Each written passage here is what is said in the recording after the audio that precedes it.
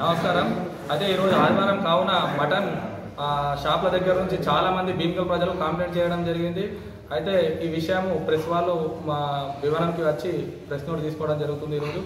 అయితే విషయం ఏంటంటే గత 2 రోజుల క్రితం మటన్ యజమానులందరినీ వాళ్ళని కమిటీ హాళ్లకు పిలిచి వాళ్ళ సమస్యలను స్వీకరించడం జరిగింది. వాళ్ళు చెప్పిన సమస్యలు ఏంటంటే గతంలో 500 అమ్మినాం రేటు, కానీ ఇప్పుడు 600 ఎందుకు అమ్ముకున్నాం అంటే చికెన్ మొత్తం క్లోజ్ అయింది కావున మాకు సంతల రేటు మేకర్ రేట్లు ఎక్కువ పడుతున్నాయి.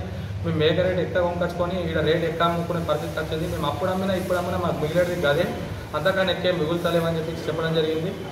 ఏదైనా కానీ మేము ఏమన్నామంటే రేటు మాకు తక్కువ కావాలా, ఇంత అంటే ప్రజలు ఒప్పుకోరు.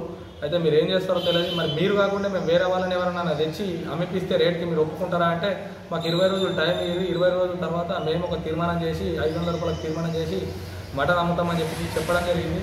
ఒక 20 రోజులు, ఎందుకంటే ఇప్పుడు రంజాన్ చాలా అయింది కావున వాళ్ళ సంతల మేకలు ఎక్కువ రేట్లు వస్తాయి.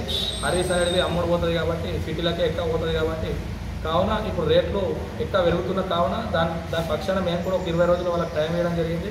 20 రోజుల తర్వాత మేము కమిటీ ఒక రేట్ నిర్ణయిస్తాము. 20 రోజుల దాకా ప్రజలు కొద్దిగా ఓపికతో నుండి ఎవరు వచ్చినా మటన్ యాజమాన్యాలకు తీవ్రంగా హెచ్చరిస్తున్నా, చిన్నపిల్లల నుంచి పెద్దవాళ్ళు ఎవరు వచ్చినా ఒకటే మాదిరి గీయాలా.